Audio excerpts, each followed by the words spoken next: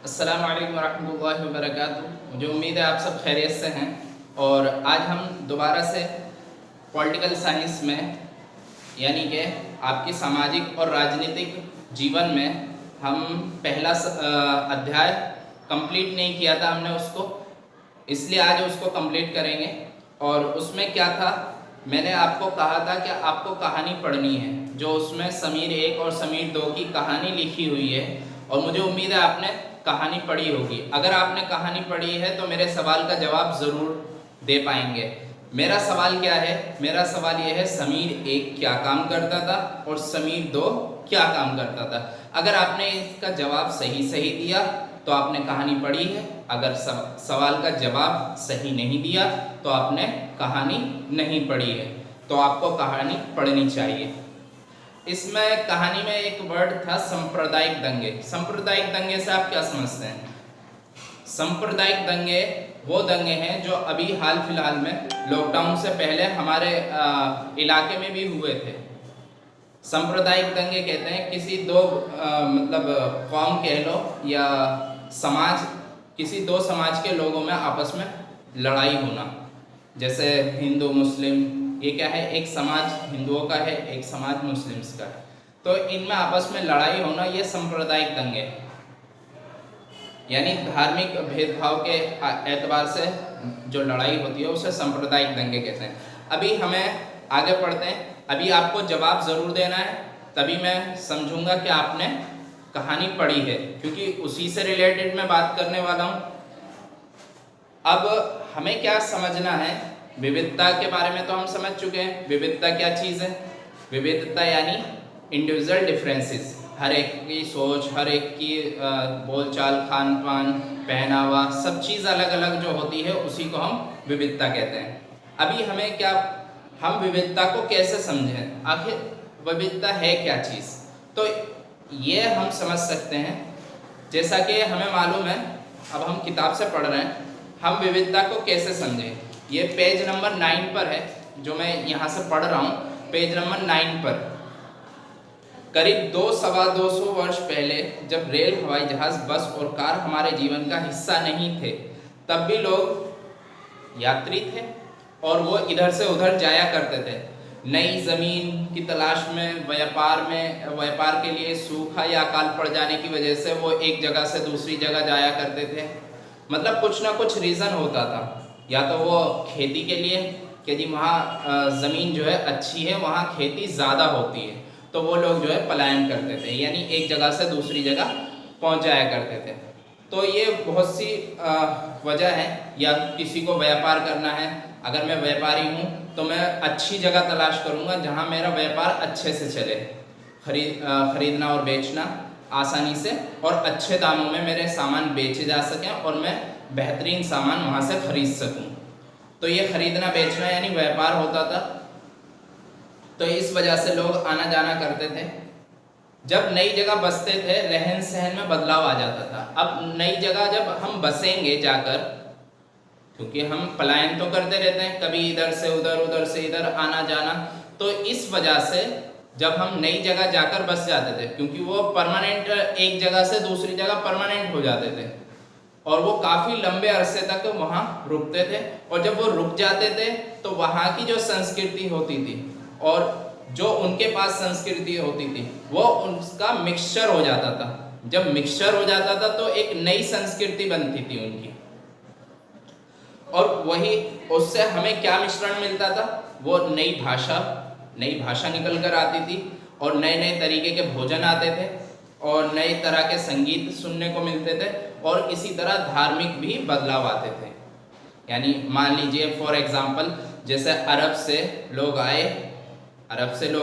वो अपना पहनावा, कल्चर, सारी चीज़ें लेकर आए और उन्होंने क्या किया, यहाँ के लोगों को कि भाई आप ये धर्म इख्तियार कर लो, इस तरीके से आपका जो वो उनका मेंटलिटी चेंज हुई कि भाई ये सही बात कह रहे हैं, और हम उन लोगों ने एक्सेप्ट किया उनको और मुसलमान हो गए। इस तरीके से हम समझ सकते हैं कि ये जो है, ये सारी चीज़ें बदलाव में 4-5 चीज़ें ज़रूर बदलती हैं, भाषा, भोजन और आपका संगीत, धर्म वगैरह। ये सारी चीज़ें जो है हमारी इनमें बदलाव आता है जब हम पलायन करते हैं, यानी एक जगह से दूसरी जगह जाते हैं। तो यही जो है क्या है, ये हमारी विविधता है। अलग अलग चीज़ें कैसे बनती हैं, कैसे कहाँ से आती हैं, ये इस तरह से कई क्षेत्र अपने विशिष्ट इतिहास के कारण विविधता संपन्न होते हैं।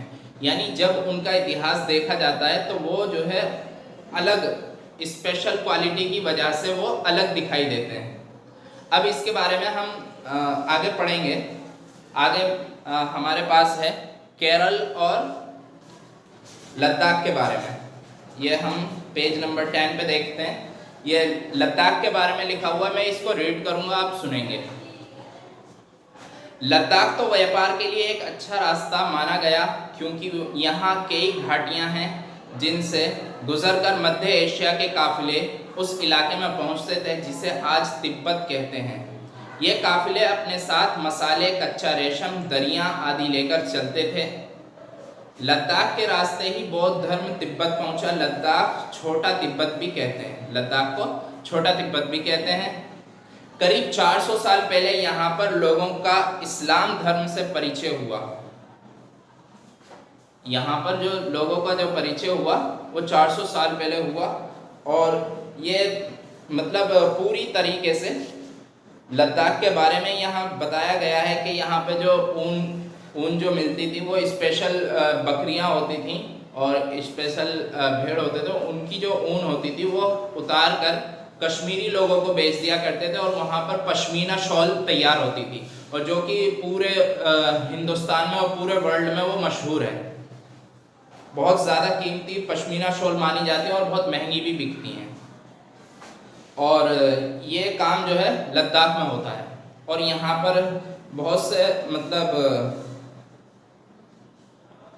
ज़्यादातर यहाँ पानी की प्रॉब्लम रहती है क्योंकि ये रेगिस्तानी इलाका है, और रेगिस्तानी इलाका होने की वजह से यहाँ पानी की दिक्कत होती है। और पानी कहाँ से मिलता है, जब गर्मी पड़ती है तो वो बर्फ़ पिघलती है। ज़्यादातर वक्त जो है यहाँ बर्फ़ जमी रहती है, और जब गर्मी पड़ती है तो बर्फ़ पिघलने के वक्त जो पानी बनकर बहता है उस पानी को इकट्ठा करके रख लिया करते हैं और उसको इस्तेमाल करते हैं। पानी की इतनी वहाँ शॉर्टेज रहती है। इसी तरीके से हमारे पास एक राज्य और है। एक राज्य क्या है, केरल। पहले हम ये समझ लेते हैं लद्दाख कहाँ पर है, केरल कहाँ पर है। हमारा जो हिंदुस्तान का नक्शा है उसमें मैं रफली तौर पे बना देता हूँ। यहाँ पर हमारा ये इस तरीके से, इस तरीके का हमारा हिंदुस्तान होता है। ये ऊपर के हिस्से में जो ऊपर का जो हिस्सा है इसमें हमारा इस जगह पर लद्दाख अब क्या है, राज्य है, एक पूरा राज्य बन चुका है, यानी केंद्र शासित प्रदेश, यूनियन टेरिटरी इस टाइम ये है लद्दाख। और यहाँ हमारा केरल है। इस जगह पर बिल्कुल नीचे आप देख सकते हैं, बिल्कुल नीचे हमारा यहाँ पर ये यहाँ पर केरल है, ठीक है। और तो यहाँ और यहाँ में कितना डिफरेंस है ये समझाने की कोशिश की गई है इस चैप्टर में। इसलिए दो राज्यों का जिक्र किया गया है, यहाँ लद्दाख का और फिर आगे केरल का। अब केरल के बारे में भी थोड़ा सा पढ़ लेते हैं। केरल भारत के दक्षिण पश्चिम कोने में बसा हुआ राज्य है। ये एक तरफ समुद्र से घिरा हुआ है और दूसरी तरफ पहाड़ियों से। ये जो है नीचे की तरफ, नीचे का हिस्सा जो है समुद्र से घिरा हुआ और उसके ऊपर की तरफ पहाड़ियां हैं।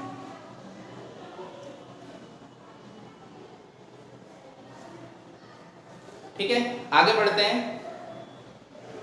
विविध प्रकार के मसाले जैसे काली मिर्च, लौंग, यहाँ पर जो व्यापारियों का खास रुझान रहा है वो उसकी वजह है मसाले, मिर्च मसाले जो है खास तौर पर अच्छी क्वालिटी के यहीं पर मिलते हैं। सबसे पहले अरबी और यहूदी व्यापारी केरल आए। जो अरब से लोग आए और यहूदी लोग आए वो सब कहाँ, केरल आए। क्यों आए? क्योंकि यहाँ के मसाले बहुत प्रसिद्ध थे, यानी बहुत फेमस थे। तो इस वजह से ये लोग यहाँ पर आए। और इब्न बतूता ने जो करीब 700 साल पहले यहाँ आए। इब्न बतूता कौन थे? वो यात्री थे जो लिखते थे लोगों के बारे में, वहाँ के रहन सहन के बारे में, और पूरी दुनिया की सैर करते रहते थे, कभी इस देश कभी उस देश। तो इस तरीके से वो इब्न बतूता जब हिंदुस्तान आए तो यहाँ पर मुसलमानों के बारे में बड़ी लिखा कि यहाँ के लोग मुसलमानों की बहुत इज्जत करते हैं। यहाँ आप पढ़ेंगे पूरा, इसको मैं शॉर्ट में बताने की कोशिश कर रहा हूँ, पूरा ना पढ़ते हुए आप इसको पढ़ेंगे पूरा बात समझेंगे। इसी तरह वास्को डी गामा जहाज से यहाँ पहुंचे तो पुर्तगाल ने यूरोप से भारत तक का समुद्री रास्ता जाना। यानी पुर्तगाल से आए थे वो, जब वो यहाँ आए वास्को डी गामा तो उनका जो रास्ता था वो ऐसे समुद्र में तो मालूम नहीं होता कहाँ से कहाँ जाना है। तो तब जब वो यहाँ पहुँच गए तब उन्हें रास्ता मालूम हुआ कि हिंदुस्तान जाने का रास्ता कहाँ है। तो इस तरीके से ये बहुत सी चीज़ें हैं। चीन के बारे में भी बताया, चीन के व्यापारी भी केरल आए, यहाँ पर मछली पकड़ने के लिए जो जाल मिलते हैं इस्तेमाल होते हैं उनके बारे में बताया। और आखिर में बताया गया है यहाँ अधिकतर लोग मछली, सब्जी और चावल खाते हैं। यानी पूरा का पूरा कल्चर बताया कि यहाँ का और यहाँ का कितना डिफरेंस है। फिर आगे इसके बारे में डिस्कस किया गया है। जहाँ केरल और लद्दाख की भौगोलिक स्थितियाँ एक दूसरे से बिल्कुल अलग हैं, वहीं हम ये भी देखते हैं कि दोनों क्षेत्रों के इतिहास में एक ही प्रकार के सांस्कृतिक प्रभाव हैं। दोनों ही क्षेत्रों को चीन और अरब से आने वाले व्यापारियों ने प्रभावित किया।